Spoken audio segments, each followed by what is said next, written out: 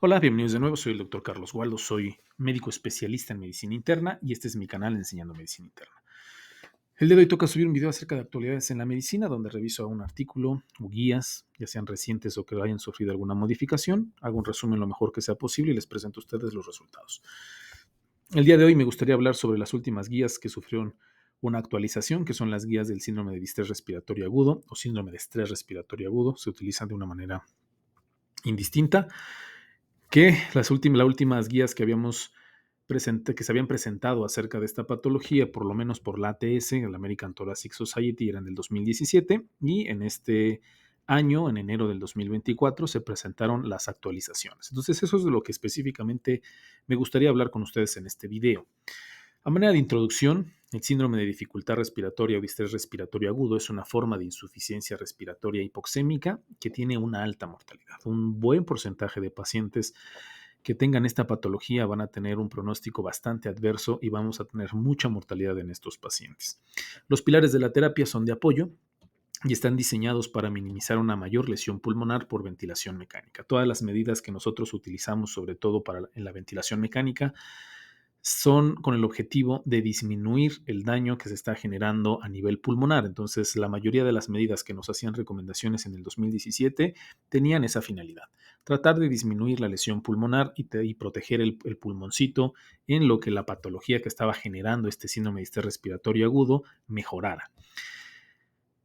Con la pandemia, en el 2020 se vino mucha experiencia y se recabaron muchos datos acerca de esta patología porque un gran número de pacientes, pues obviamente cayeron en síndrome de distrés respiratorio agudo secundario a neumonía típica por COVID-19. Entonces, los datos que se obtuvo, la experiencia que se ganó en esta pandemia, pues nos dieron un poco más de datos y la American Thoracic Society, con todos los expertos que hicieron estas guías, pues tuvieron mucho más herramientas para darnos más recomendaciones o ajustar las recomendaciones conforme al 2017. Las últimas guías del 2017, les pongo aquí la bibliografía, se publicó en la American Journal Respiratory Critical Care Medicine en 2017, que valdría la pena hacer una comparativa entre ambos. De todas maneras, durante la plática les voy a poner las recomendaciones que nos decían en el 2017 y cuáles fueron las modificaciones que sufrieron y las recomendaciones actuales. Estas son las guías específicamente, se denominaron actualización sobre el manejo de pacientes adultos con síndrome de dificultad respiratoria aguda, fueron aprobadas en septiembre del 2023 y publicadas en el American Journal Respiratory Critical Care Medicine, igual que las del 2017, en enero del 2024. ¿Cuál es la metodología? Cuando hablo de guías, saben muy bien que me gusta decirles qué tipo de metodología utilizaron, sobre todo porque es de vital importancia saber qué fuerza de recomendación tiene y qué nivel de evidencia tienen las recomendaciones que los especialistas nos están dando en las guías. Habrá algunas recomendaciones que tienen mayor sustento científico que otras, porque hay muchos más estudios, porque hay mucha más experiencia, porque los artículos están de mejor calidad y los resultados tienen una menor cantidad de sesgos, etcétera, etcétera, etcétera. Entonces, el tipo de metodología que utilizan para darnos las recomendaciones en las guías, siempre es importante darles una checadita antes de leer las guías, sobre todo para darle el peso específico a cada una de las recomendaciones que nos están haciendo los especialistas. Entonces, en estas guías específicamente nos ponen fuerza de la recomendación, strength of recommendation, que es fuerte o condicional. Obviamente, si la recomendación tiene una fuerza de recomendación fuerte, pues es mucho mejor. Y el nivel de evidencia nos ponen como muy baja, baja, moderada o alta. Pues el nivel de evidencia, también toda esta metodología o toda esta fuerza de la recomendación y nivel de evidencia va a estar sustentada por los ensayos clínicos, por la evidencia científica. Entonces, de ahí viene que la metodología siempre es muy importante cuando leemos guías. Voy a hablar sobre los puntos claves de la guía y voy a hacer una comparación con lo que nos decían en el 2017 y me gustaría empezar con los corticosteroides. En el 2017, en las guías del 2017, no hablaban absoluto de los corticosteroides, no nos decían si a favor o ni siquiera si estaban en contra, simple y sencillamente no figuraban dentro de las guías del 2017. Pero en estas guías del 2024 ya aparecen. Esta recomendación nos comentan que se recomienda la administración de esteroides, pero sí hay que aclarar, no nos dicen una guía específica sobre qué tipo de esteroide podemos utilizar, la dosis de mismo, el momento, la duración. No nos especifican Nada de eso, solamente nos dicen que se recomienda la administración del esteroide dentro de las guías o dentro del mismo documento. Pues podemos encontrar que nos sugieren seguir las recomendaciones para causas específicas que hayan generado este síndrome de distrés respiratorio. Es decir, si el paciente tiene distrés respiratorio por COVID, pues bueno, seguir las recomendaciones que ya tenemos y que sabemos para el COVID. Si es por neumonía adquirida en comunidad, seguir las recomendaciones. Si el paciente tiene sepsis, seguir las recomendaciones de las guías de sobreviviendo a la sepsis, en fin. O sea, nos dicen que las tenemos que utilizar, pero pues la verdad es que no nos comentan ningún tipo de otra recomendación sobre el tipo, la dosis, el tiempo, nada, nada por el estilo. Entonces, la verdad es que con la pandemia del 2020, con la pandemia de COVID, se obtuvieron bastantes datos acerca de la utilización de estos medicamentos. Entonces, de ahí todo este ajuste que se está haciendo en las guías. Así vienen específicamente en las guías. Los autores o los especialistas que realizaron las guías se hacen una pregunta y responden a esa pregunta con una recomendación de acuerdo a la evidencia científica que existe sobre esa pregunta. ¿Cuál es la pregunta en esta recomendación? ¿Los pacientes con síndrome de distrés deben recibir corticosteroides sistémicos? La recomendación: sugerimos utilizar corticosteroides en pacientes con síndrome de distrés y hay que ver el nivel de evidencia. Es una recomendación condicional con certeza moderada de la evidencia. Es decir, no tiene una recomendación fuerte, tampoco el nivel de evidencia es muy bajo. Acuérdense que va de muy bajo, bajo, moderado y alto. Esa está moderada, la verdad es que no está nada mal. Sí tiene cierto sustento su recomendación. Y dentro de las guías nos ponen una tabla en donde nos recomiendan, nos hacen algunos énfasis en algunas precauciones y algunas consideraciones prácticas que me pareció bastante útil y bastante bueno que lo pusieran, sobre todo porque fijan más o menos una postura en estas guías sobre el uso de este tipo de medicamentos. Entonces, hablando de los corticosteroides, ¿en qué población? Aquellos pacientes que tienen una PAFI o una relación presión arterial de oxígeno sobre fracción inspirada de oxígeno igual o menor a 300.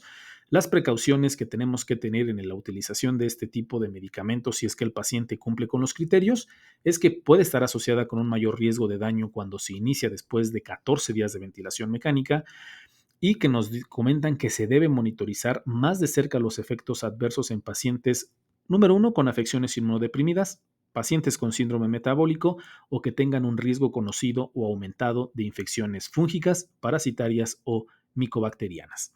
Y en cuanto a las consideraciones prácticas, es que aquí sí hacen ya específicamente nos comentan que se desconoce el régimen óptimo, incluido el tipo de corticosteroides. No se meten en rollos, no nos dicen específicamente qué tipo de esteroides. Para pacientes con etiologías que responden a los corticosteroides, el régimen debe adaptarse a la afección específica. Lo que les decía, si el paciente tiene síndrome de distrés respiratorio agudo por COVID, pues utilizar las recomendaciones de COVID. Por neumonía adquirida en comunidad, por neumonía adquirida en comunidad, etcétera, etcétera, etcétera. Para otros pacientes se pueden utilizar los regímenes utilizados en los estudios controlados aleatorizados anteriores, no nos especifican cuáles, solamente lo dejan abierto así a interpretación. Y para pacientes que mejoran rápidamente, considerar la interrupción en el momento de la extubación, es decir, entre menos tiempo el paciente requiera el esteroide, mejor tratar de retirarlo lo antes posible para evitar los efectos secundarios de estos medicamentos. Entonces, hasta aquí las recomendaciones y las precauciones que tenemos que tener con los corticosteroides, pero la recomendación es muy específica. Se debe utilizar y recomiendan la utilización de esteroides en pacientes con esta patología. La segunda recomendación es la del ECMO. Para ECMO sí hay una recomendación en el 2017, sí establecen una postura. ¿Cuáles esas? Se las leo de una manera textual. Que, obviamente, ECMO significa oxigenación por membrana extracorpórea. Se necesita evidencia adicional para hacer una recomendación definitiva a favor o en contra del uso de oxigenación por membrana extracorpórea con pacientes con síndrome de respiratorio agudo grave. Es decir, pues ni sí ni no. Todavía faltaba evidencia para poder establecer una postura específica dentro de las guías. Y las guías actuales ya nos ponen en quiénes está indicado el ECMO o cuáles son las recomendaciones para la utilización del ECMO. Y se las leo. La oxigenación por membrana extracorpórea venovenosa ahora se recomienda para pacientes seleccionados con síndrome de distrés respiratorio agudo grave. ¿Cuáles son esos pacientes con graves? Que tengan una PAFI o una presión arterial de oxígeno sobre fracción inspirada de oxígeno por debajo de 80, que tenga un pH por debajo de 7.25 o que tenga una presión arterial de dióxido de carbono igual o mayor a 60 milímetros de mercurio. aunque esta recomendación, si hay que considerarlo, tiene una baja certeza de evidencia. Entonces, así es como viene específicamente la pregunta en la recomendación. Los pacientes con síndrome de distrés deben recibir ECMO venovenoso.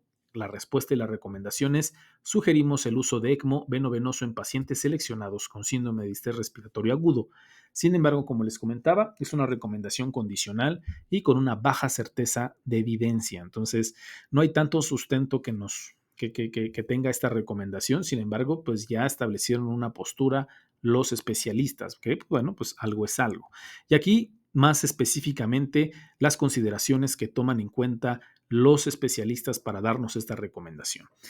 Además, los criterios de selección para el ECMO venovenoso se deben considerar cuidadosamente y se deben centrar en maximizar el acceso para los individuos con más posibilidades de beneficiarse de su uso, específicamente aquellos con etiologías reversibles de insuficiencia respiratoria e hipoxemia muy grave, que son los parámetros que ya les había comentado, y que tengan estos parámetros a pesar del tratamiento convencional óptimo, que se encuentre en una etapa temprana, es decir, antes de 7 días de su evolución con el síndrome de distrés, y tienen pocos factores de riesgo de futilidad del tratamiento. Es decir, todas estas condiciones tiene que cumplir el paciente. Si el paciente no responde a las protecciones habituales o el tratamiento habitual para síndrome de distrés respiratorio agudo y está dentro de los primeros 7 días, se verá beneficiado, pero siempre y cuando pues tenga alguna enfermedad que sea reversible y no una enfermedad irreversible, y que tenga estos parámetros que les están comentando a pesar de un tratamiento convencional.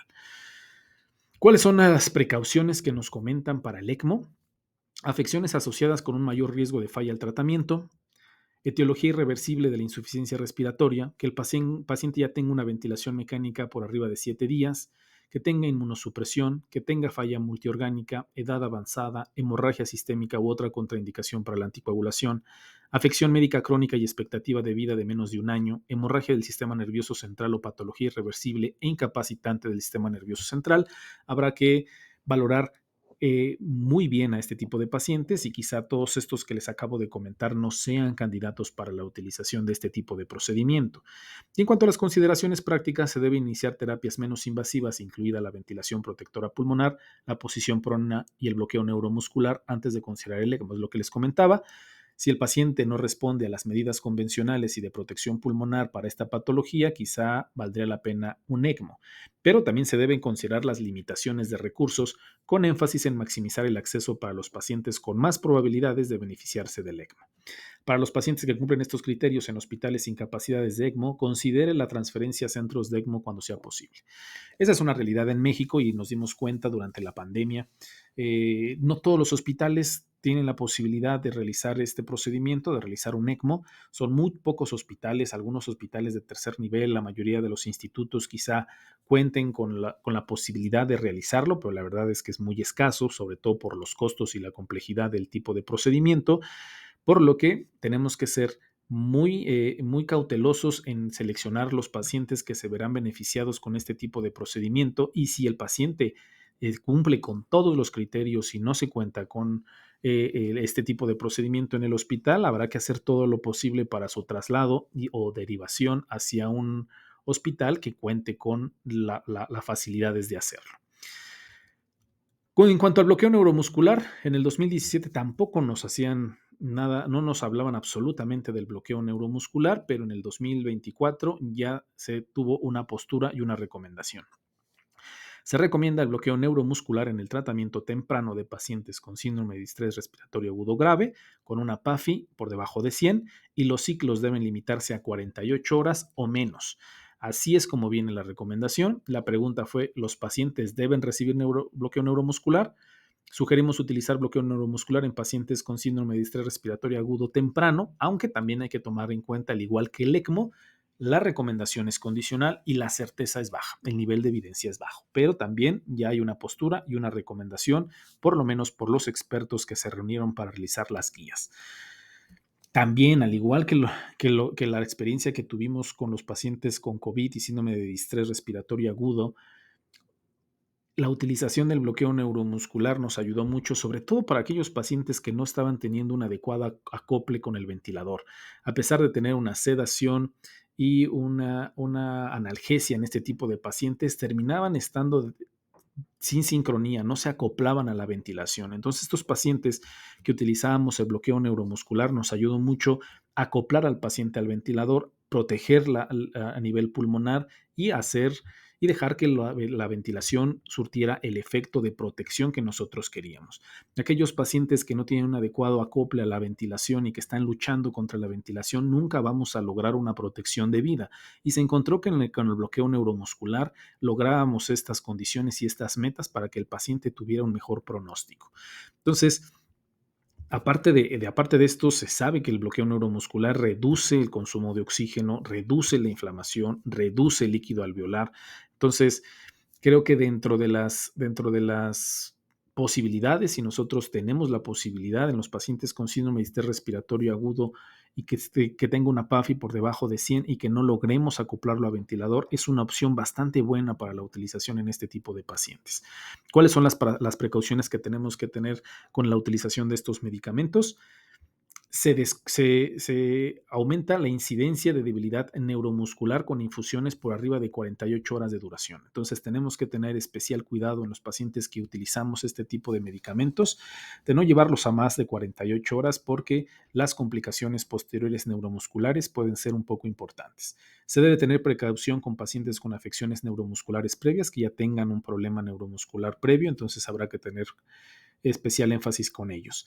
En cuanto a las consideraciones prácticas, menor mortalidad en comparación con la sedación profunda, no hay un beneficio en la mortalidad en comparación con sedación ligera, puede tener mayor utilidad en pacientes con disincronía del respirador no mitigada por cambios en el respirador, puede ser adecuada la dosificación en bolo o la infusión continua, es decir, es indistinto, no nos hablan sobre si una es mejor que otra, y sí se debe considerar la interrupción después de 48 horas o antes para los pacientes que están mejorando rápidamente. El cisatracurio se usa con mayor frecuencia en ensayos clínicos, se desconoce el agente óptimo. Entonces no nos establecen qué tipo de medicamento es el específico y el más recomendado, pero la mayoría de los estudios utiliza cisatracurio. Es decir, si nosotros estamos en la posibilidad de utilizar este fármaco, pues creo que sería la mejor recomendación porque es el que tiene mayor evidencia científica. En cuanto a la PIP y maniobras de reclutamiento, estas son las recomendaciones que nos hacían en el 2017. Nos decían que hay mayor presión positiva al final de la aspiración, es decir, mayor PIP en pacientes con síndrome de distrés de moderado a grave y las maniobras de reclutamiento en pacientes con síndrome de distrés de moderado a grave. En el 2024 sí hubo un cambio, no en el PIP, pero sí en las maniobras de reclutamiento. En el PIP nos dicen exactamente lo mismo, prácticamente no se modificó. Niveles más altos de PIP para pacientes con distrés moderado a grave, pero se desaconseja enfáticamente las maniobras de reclutamiento, es decir, retenciones de corta duración de la presión inspiratoria más alta, diseñadas para abrir los alvéolos atelectásicos. Y es que esa era una práctica común.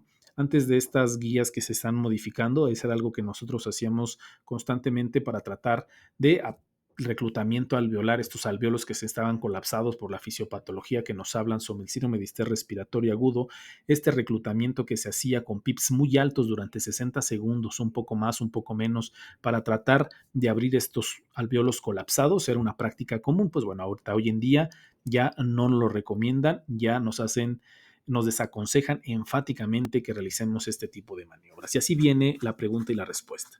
Los pacientes con distrés deberán recibir un PIP más alta en comparación con una más baja, con o sin maniobras de reclutamiento.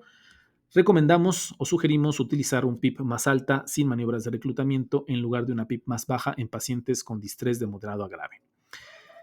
Sin embargo, sí es una recomendación condicional y la certeza es de baja a moderada. Recomendamos no utilizar maniobras de reclutamiento prolongadas, es decir, PIPs por arriba de 35 durante puntos 60 o durante más de 60 segundos en pacientes con distrés de moderado a grave. Es una recomendación fuerte con certeza moderada, es decir, esta recomendación en contra sí tiene una evidencia científica mucho más pesada que el resto que hemos leído. Recomendación fuerte con certeza moderada. La verdad es que sí, ya se desaconseja por completo las medidas de reclutamiento. En cuanto a la ventilación de bajo volumen y el prono, estas eran recomendaciones sólidas o strongs en las guías pasadas y nos comentan que siguen exactamente igual, que no hay modificaciones en ellas. Estas son, se las pongo por si no las recordaban: ventilación mecánica con volúmenes corrientes más bajos de 4 a 8 mililitros por kilo de peso corporal previsto y presiones inspiratorias más bajas. Presión de meseta de 30 centímetros de agua. Posición en decúbito prono durante más de 12 horas al día en síndrome de distrés respiratorio agudo grave. ¿Y cuáles son las precauciones en estas recomendaciones? En la ventilación de bajo volumen y prono, la mecánica respiratoria, la hemodinámica y la respuesta a la PIP deben controlarse de forma continua. Hay que recordar que entre los PIPs más altos que utilicemos, pues obviamente hay una caída en el gasto cardíaco. Entonces tenemos que estar vigilando de una manera muy estrecha este tipo de pacientes. Se debe tener especial cuidado en pacientes con inestabilidad hemodinámica grave o mayor riesgo de barotrauma, como les decía, y se debe evitar las maniobras de reclutamiento prolongadas. En cuanto a las consideraciones prácticas, se desconoce la estrategia óptima. La estrategia seleccionada debe adaptarse a la experiencia del médico. Las posibles estrategias pueden incluir la titulación basada en la oxigenación o la titulación hasta la compliancia máxima o la presión meseta máxima segura. La respuesta clínica perjudicial a un PIP más alta, es decir, empeoramiento de la oxigenación, el espacio muerto, la complianza o la hemodinámica, debe impulsar la reevaluación del nivel de PIP. Entonces, esos son como a grandes rasgos el resumen que nos hablan sobre cuáles son las recomendaciones que tienen una recomendación fuerte, una recomendación condicionada y una recomendación en contra. Las recomendaciones en contra, recordando entonces las maniobras de reclutamiento, la ventilación de alta frecuencia oscilatoria ya no se recomienda en el uso de los pacientes con esta patología. Las recomendaciones condicionadas que están a favor: bloqueo neuromuscular, ECMO, corticosteroides sistémicos, PIP alto y aquellas recomendaciones que tienen mayor sustento científico, que tienen mayor evidencia científica, posición en prono y la ventilación de protección pulmonar. Entonces, a manera de opinión personal, esta guía aborda ya dos cuestiones que habíamos estado utilizando con mucha más frecuencia, pues sobre todo por los estudios que venían saliendo, la literatura que se estaba obteniendo. Nos ayudó mucho en la utilización en aquellos pacientes que estaban teniendo esta patología en COVID, como es el uso de los esteroides y el bloqueo neuromuscular. Entonces, se debe considerar hoy en día la administración de esteroides en todos los pacientes con síndrome de distrés respiratoria aguda, pero tenemos que ver cuál es la condición concomitante que lo está generando y guiarnos en esa condición concomitante en cuanto a lo que vamos a utilizar: el tipo de esteroide, la dosis, el tiempo, etcétera, etcétera, etcétera. Hay que ser un poco más cautelosos en el uso del bloqueo neuromuscular. Es de muchísima ayuda por lo que ya les comenté, pero también puede tener complicaciones si se utiliza o se prolonga por ahí más allá de las 48 horas. Y pues obviamente el ECMO siempre será pues una medida de última instancia, que no es fácil acceder a ella, por lo que tenemos que seleccionar muy, muy bien a los pacientes que se ven beneficiados para poderlos derivar, o si en todo caso ustedes cuentan con el ECMO en su hospital, pues ver cuáles son los pacientes que se verían más beneficiados una vez que hayan hecho todo el protocolo y que hayan visto que el paciente no responde a las maniobras habituales, pero que son buen candidatos para el procedimiento. Entonces, eso sería todo. Me parece que son recomendaciones que muchas de ellas pues no tienen una evidencia científica como quisiéramos, pero ya están ahí, ya están dentro de las recomendaciones. La ATS ya fijó una postura, ya nos habla sobre los corticosteroides, sobre el bloqueo neuromuscular, sobre el ECMO. Ya fija una postura, no tiene la evidencia que quisiéramos, pero pues es lo que tenemos hasta ahorita. Conforme salga más evidencia, tendremos más modificaciones o agregando o quitando más cuestiones. Hasta ahorita eso es lo que tenemos. Me pareció que está bastante interesante mantenernos actualizados, sobre todo porque seguramente no es la única pandemia a la que nos vamos a estar enfrentando. Es un problema cíclico y pues más vale estar preparados. Que tengan un bonito día y una excelente semana.